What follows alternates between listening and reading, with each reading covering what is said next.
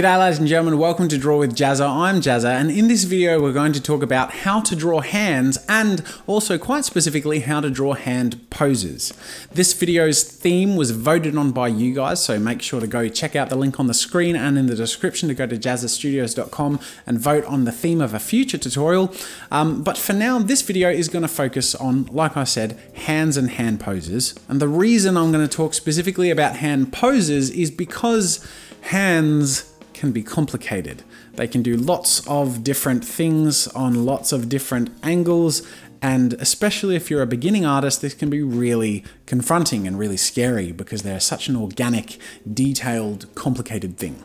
So in this video, I'm going to start off by breaking down some of the complications and outlining some key visual aspects and construction-based aspects of the hand that you can keep in mind when building your own hand poses and when sort of breaking down other hand poses that you're looking at, whether they be your own hand that you're trying to figure out how to draw or looking at how other artists have drawn hands themselves. And then in the second part of this tutorial, we're going to go through a bunch of different poses, more specifically 4 different pose types that I use quite often, those being the neutral hand, the closed fist and a few variations on the closed fist, the Renaissance hand, which might sound a little weird, but we'll go into that a bit later, and the action hand and how to sort of draw a hand with a little more intensity with it. So let's jump straight into the deep end in how to draw some of the aspects of the hand. Obviously, as you can see here, the hand is a bit of a funky looking thing. There's no simple one shape that makes the hand. It's lots of little bits.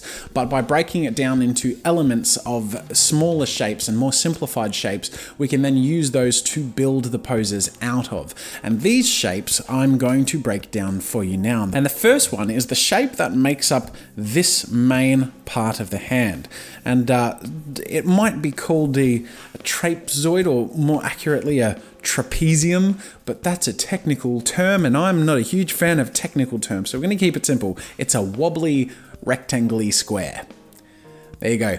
So from this wobbly rectangular square, which is bigger at the top, a bit wider at the top than it is at the wrist, you can see it tapers in towards the wrist. This is the first shape. This is the top of that construction shape for the hand. And from here, divided evenly into 4 parts, the fingers emerge out of. And when I draw my construction lines, I basically draw little long blocks coming out of the end of that trapezium or the wobbly square. So this is the basic shape beginning the hand. We have our wobbly square and some fingers coming out. And then as you can see, the thumb sort of pokes out a bit. So we sort of have this shape start to pop out, and then we get the shape of the thumb coming out from there. This may sound like it's really dumbing it down, but the reality is, as you can see, you can alternate between these construction lines and the finished drawing, and there's not a huge difference. And this is really useful because it means that later on, if you want to draw a hand in a relaxed pose on its side, you can begin with that 3D sort of wobbly square shape, have the fingers evenly splayed out from that end of that wobbly square, and then we end up with a bit of a relaxed hand. And that was actually really quick and easy to draw, and it ends up looking fairly organic using the same sort of construction lines. And I drew that in the best part of 10 seconds. Now, obviously it takes a little bit of practice. I'm used to sort of throwing out construction lines for hands, so don't stress if you can't do it very quickly. You're going to get used to using these shapes. But the point I'm trying to demonstrate is if we use simple shapes to build up and construct from, the process becomes a lot easier. And that's the first thing I want to mention. The next thing I want to cover is the angle that the fingers come out on. Oftentimes people think that a hand looks like this. A hand has 4 fingers and they are all kind of stand beside each other and they have a specific angle that they go up and down on and blah, blah, blah. Yuck. The reality is we never hold our hand like this because that looks stupid and it's uncomfortable. Our fingers naturally sort of spread apart when they relax, and they actually sort of bend forward a little bit. Now, we're not going to go into too much detail, but what I want to focus on in regards to this point is that the fingers are going out on a slight angle here. You'll notice that the distance between the angle of these two, at the top of the index finger and the pinky finger, they're much sort of further apart. Now we don't necessarily splay our hands like that, but the point I'm trying to make is much like how Wolverine's claws go out and spread apart somewhat from one another, our hands do the same fairly naturally. Now they can go wider and they can of course come in together, but in terms of going for an organic look, follow this general sort of angle, and this is going to come in useful in other aspects which we'll get to. It's important to keep in mind when drawing the closed fist. Reason being is that the closed fist is the reverse of the open hand. How with the open hand the fingers are sort of spread apart like this. When the fist is closed, the funny thing is the angle of these fingers is actually coming inwards, and you'll notice that in my closed fist drawing here, and I'm just going to bring the visibility down so you can see it a little clearer, the index finger and the pinky finger are angling more towards the middle of the hand, almost pointing in that inward sort of direction. Now it's important to keep that in mind simply because if we have various hand poses when let's say we have the hand splayed out with all the fingers sort of scrunching towards the center like this in a what's the word, like a dramatic sort of pose, the pinky is going to come in towards the middle as the rest of the fingers spread out. And this is just something that you can keep in mind to go for a really natural look. But as you can see here with my very rough construction sketch of a hand sort of holding itself out like this, we have when the fingers are sort of inwards, pointing in towards the inner palm, and then when the fingers are stretched out, they're going on that outward angle, and as they sort of close in and get into that middle space, they follow that angle inwards towards the palm. So that's a pretty important thing to keep in mind because we're keeping that organic flow. As the hand opens, things are spread out. As it's closed, everything's coming in towards the center of the palm. The next thing I want to talk about in terms of simple and fairly straightforward methods in drawing a hand that looks decent is drawing flat tops and bumpy bottoms. Now we don't want to overdo this too much, but just to sort of demonstrate my point, in this hand in the side-on pose here, what you can see happening is in the joints of the fingers, the top of the hand is actually fairly straight between these areas that are bending. And underneath the hand, the more the finger is bent and curled in, the more these bumps sort of gather together. So with a completely straight finger, we might have these bumps being fairly stretched out, but the point is the bumps are still there and the top of the finger is still straight. Now when we have a finger that's completely in the opposite way, curled all up and all bunched up like this, these bumps are sort of pushing against each other and getting fatter towards the bottom as that angle sort of goes in. So we have the flat tops and the bumpy bottoms. And this is pretty important to keep in mind because in most hand poses, the fingers are either going to be straight or bendy. Well, they either are going to be straight or bendy. There's no if, buts, or maybes about it. So when you're going for one or the other, it's just important to sort of keep that in mind because that is another visual element that's pretty consistent. It's similar with the thumb too, though the thumb's a bit of an odd creature because it comes in at a bit of a weird angle, but the top of the thumb I usually like to draw straight and then have nice and bumpy, especially around the fleshy part at the base of the thumb. The next thing I want to mention in regards to the flat tops and bumpy bottoms of the fingers is that the ends of the fingers are rounded. When you look at your hands, they're sort of rounded, but visually I tend to find if you draw the end of a finger really rounded like this, and then you draw a fingernail exactly as it might look like this, it tends to look really weird. So I like to over-accentuate the flat topness by having a more square end and then tapering it off and having a rounder bottom.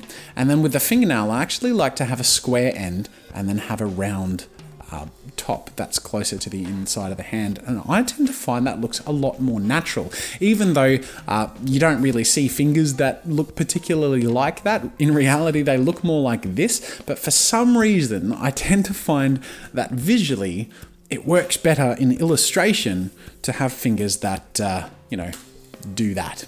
And while we're talking about fingernails, we're going to finish off our little introduction on some of the visual aspects of the hands by talking about details.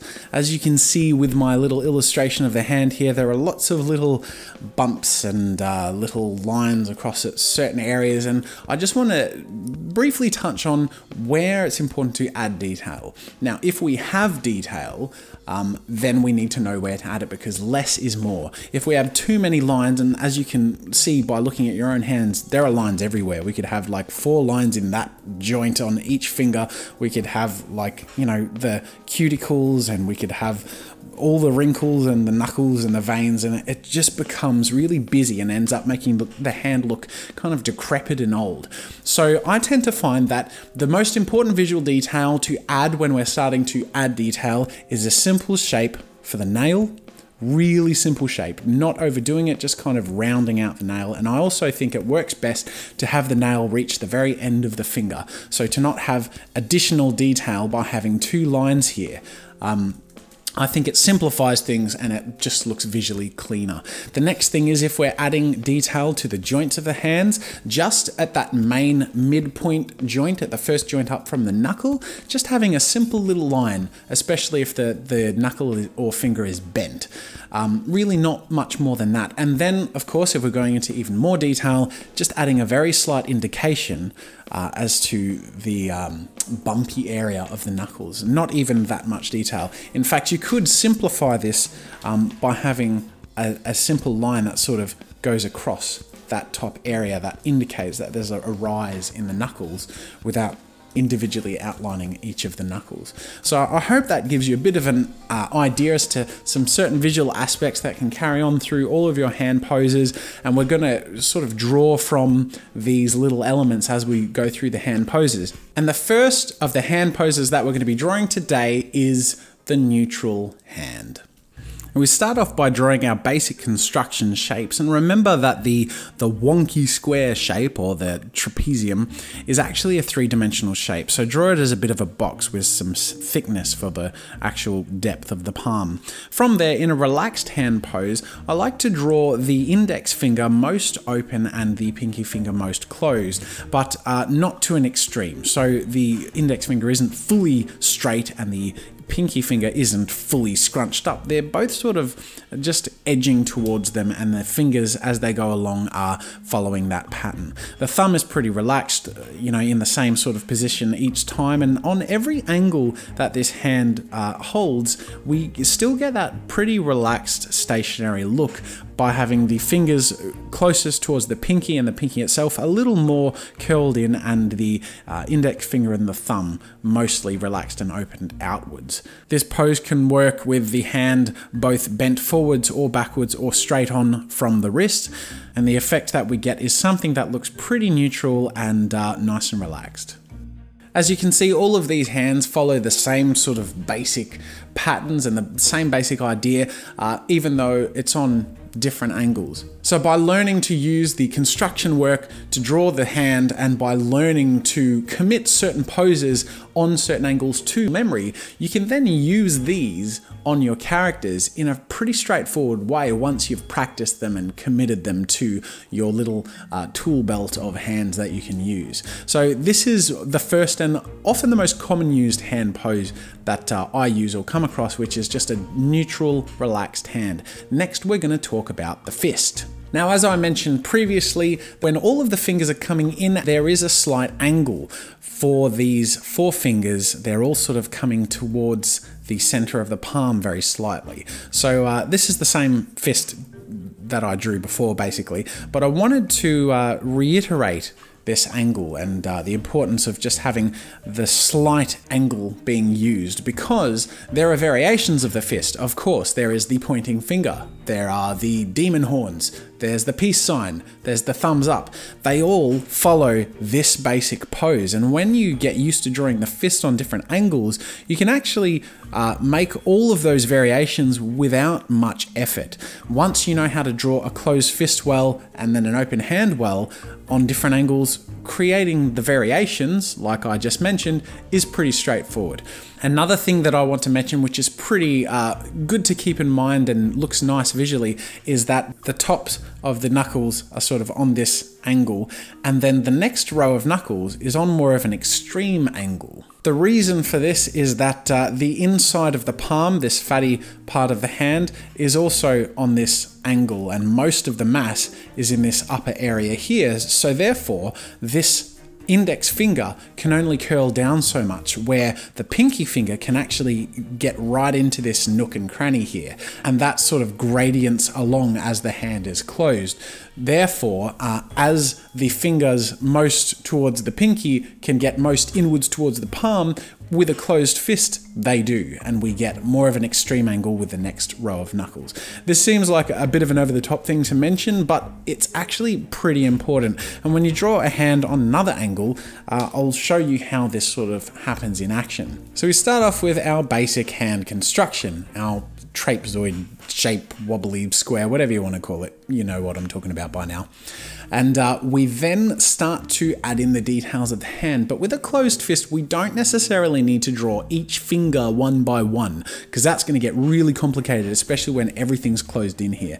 So what I actually like to do is begin by drawing the shape of the thumb in its closed fist position. And this is going to simplify things a lot more, because basically we extend the top of this shape to encompass the mass that the fingers are going to follow. We just sort of make it lump out a bit. And then from there, we outline where the fingers are going to go. But before we draw the individual fingers, I actually like to outline the angle of the knuckles, because then from there, it's as simple as following our little outline here in drawing each of the following fingers in their various positions, and then we end up with a hand shape that is pretty organic looking, so that when I draw the outline of this fist, remember, with flat tops and bumpy bottoms, we get something that looks much more organic and natural. It's also good to draw the detail of those knuckles that go on the angle, so we're sort of pointing out where the angle is different from the top of the hand.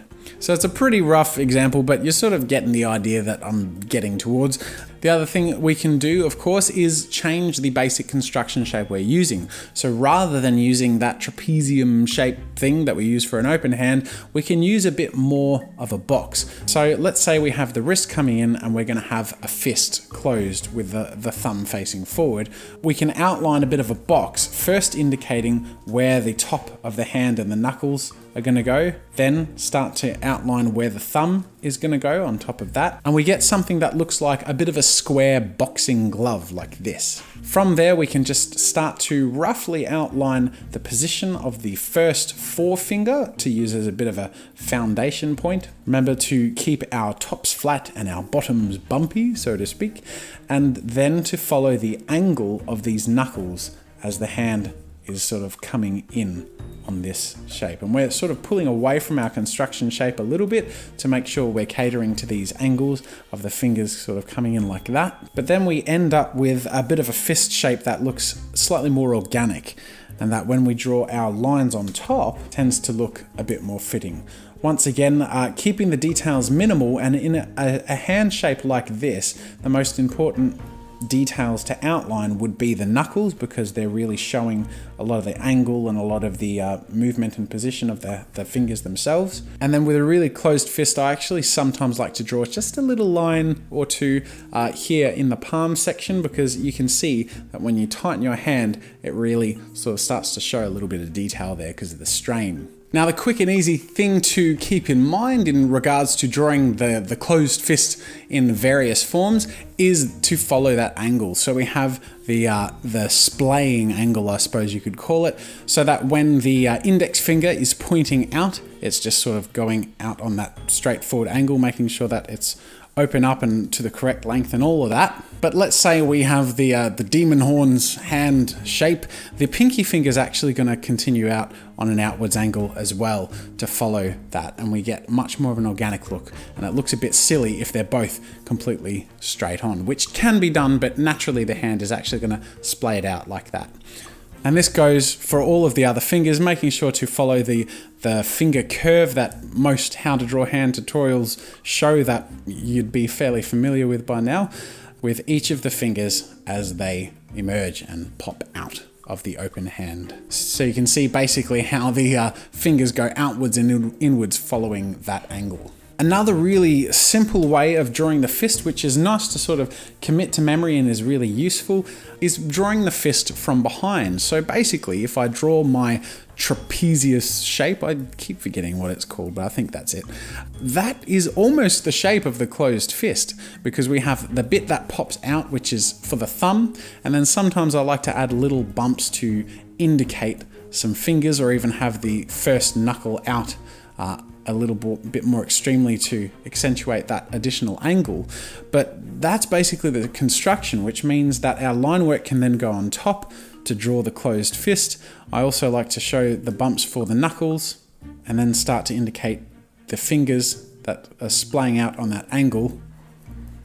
But that, ladies and gentlemen, is a closed fist, and as you can see, it's pretty void of a huge amount of detail, and it's fairly easy to make look simple and organic to get something that looks decent. And that's a pretty easy hand pose to remember and to use, especially when holding things like swords or weapons or you get the idea, punching poses and all that stuff. A really simple sort of hand position and pose to use. I'm going to briefly touch on two more hand poses. The second last one is what I like to call the Renaissance hand pose. This is similar to the relaxed hand pose, except the fingers are a little more direct and in a little bit of a grouping. We have the middle two fingers sort of connected together. Now this might sound a little bit odd, and the reason I call it the Renaissance hand pose is because in a lot of classical art and Renaissance art, this is actually a pose that is used quite often. So basically, if we follow our initial construction of our squarish trapezoidy funky shape that I keep changing the way I talk about it, and have the thumb in the same sort of position we might have it in a relaxed pose, and then the wrist sort of coming out from behind, the first finger is, again, as it would be in a normal relaxed pose. Then the middle two fingers I like to sort of draw at once and grouped together like so, and then the pinky is a little further out still. And that is the basic idea of the Renaissance pose, where we have the middle two fingers grouped together. I don't quite know why this is a fairly common classical hand pose. It looks elegant, it can be used in various circumstances, but in particular when something is flourishing or something is graceful, it's a really nice hand pose to use and can be shown on various angles. So for example, if I wanted to show the same pose from the top, we begin with our trapezius prism shape. I'm gonna stop trying to talk technically because I'm not good at it. Then we have the index finger and then the next two fingers sort of splayed out following that, and of course having the ring finger a little shorter, and then the pinky finger, and we have a little bump for the palm, the wrist emerging, and then the thumb is somewhere behind there, and I'll just sort of shade that in. And then for both of these hands I can basically just draw my lines on top. And as you can see, the result is a fairly elegant looking hand. Now, these are all pretty roughly sketched, so normally I would spend a little more time on all of these hand poses, so if anything feels a little off, please forgive me. But basically, it's great to look up reference images, and if any of you are interested, I have an anatomy reference and pose pack which includes hands in some poses as well that you can use. Another thing to keep in mind when drawing a hand sort of from the top and on this angle here is that we just sort of allude to a little bump here to where the thumb would be popping out, and it's as simple as that to sort of show that the thumb is sort of emerging out from behind there. And that is the Renaissance pose, which as you can see can be shown on different angles and is a nice way to draw a hand in an elegant, fairly relaxed way, but a little more directed than the normal relaxed pose. And then the very final hand pose that I want to talk about is the action pose. And that's somewhere between the fist and the relaxed, where basically the fingers are starting to curl up, they're tense, they're not closed in, they're not open out. We're getting this sort of claw happening in the hand, and it can happen in different ways. There are really extreme ones, there are just sort of more open ones, but it's more of an active looking hand. I'm going to draw two examples of an active action hand pose. One will be more extreme and one will be more subtle. So we're going to start off with a little bit more of a relaxed action pose. We're going to do this a little more front on, maybe on a slight angle, angling towards say the pinky. So we're going to begin with our funky squarey shape, and we're going to have the thumb stretched out quite a bit and then reaching in quite at an extreme angle because it's a really active pose. From there, we're going to have the pinky much more in towards the hand, and as we sort of have outlined the finger angles, I'm going to have the pinky in towards the palm, but still sort of splayed out a bit. And as the fingers are sort of moving along towards the index finger, they're going to be opening up more and more, like so, following that angle until we have the index finger, which isn't fully open. It's a little more bent still, but we're getting a bit more of this dynamic action feeling. From here, we can start to outline where the detail will go. So we can see the nails on these two fingers, and then this finger is a little more bent forward, so the nail is going to sort of be halfway showing. In fact, I'm not quite happy with the angle of that finger. It looks a bit odd, so I'm just going to have it a little more closed off, a little higher than the middle finger, but still more inwards towards the palm. And that's something I'm fairly happy with, and you can start to see that we have a bit more of a strained, a little bit more of a tense hand pose here. And now we can just use this to draw our line work on top. So we get the basic idea here. It's not the most elegant looking thing in the world, but I'm sort of communicating the action idea. Things are a little bit more tense. One thing I like to do when drawing an extreme action pose is have a really bent wrist. So I'm going to move this pose so that the wrist is bent forwards quite a bit, and then we have the fingers arched backwards, and we get this really intense look here. And likewise with the thumb really pulling it back, and I'll just move this here so you can see it. Sorry, it was a bit out of the way. And because we have this angle that we're following, the pinky finger is going to be a little bit more visible at the bottom there too.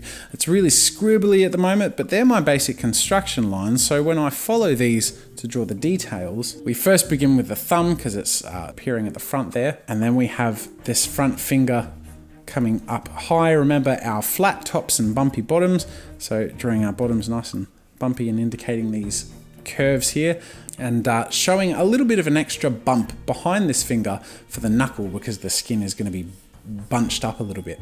Then sort of curving the top of the hand and showing that angle downwards, but because this extreme pose is on such an intense sort of angle, I'm also going to show the back part of the hand connected to the pinky here really sort of popping out there too, because this back pinky is really scrunched downwards and outwards.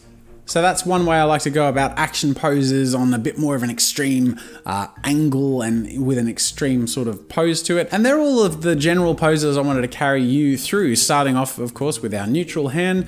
Then we sort of went through the fist and some alterations of the fist, then our little Renaissance pose, and then the action pose. And the interesting thing about this is with these various poses, you'll find that a lot of the drawings you do, once you've committed some of these to memory and are comfortable with them on a few different angles, you recycle these a lot and they're really usable. So once you sort of find references, use them, and maybe even look at other artists, how do they draw those hands? How do they draw those hand poses? Take some techniques from them and sort of commit some of those to memory, steal it a little bit, you know what I mean? Because once you've got these down to a point where you're comfortable with them, you'll find that drawing hands as a whole is far less intimidating, and you'll find that it's adaptable to many variations. So the fist poses can be used when drawing different expressions of that closed fist, or with holding objects or whatnot. The neutral hand may be drawn quite a lot, just simply with the characters who are standing around and not doing very much, and you'll find that you'll use one or two of those angles of the relaxed relaxed pose quite a lot. And then of course making sure to keep in mind some of the things that we discussed earliest on. The flat tops and bumpy bottoms, the angles of the fingers going out and then coming in, and where the details of the hand go and using the construction lines. This has been a bit of an over-the-top, perhaps convoluted sort of lesson, but I really hoped to discuss quite a lot about the different ways that you can approach drawing hands in this video, and I hope that you found it helpful and informative and enjoyable. Once again, make sure to go vote on the future tutorial by checking out the link in the description and on the screen. Thank you so much for watching, and until next time, I'll see you later. Thanks for watching. If you enjoyed this video, subscribe to my channel to see new content every week. Check out more of my stuff by clicking the annotations over there. You can get the reference files for this tutorial by clicking the link in the description, and if you want the reference files for all the tutorials I've ever made, check out the tutorial archive. If you're looking for a great place to collaborate, explore, or share your own content, head over to newgrounds.com. That's it for now, and until next time, see you later.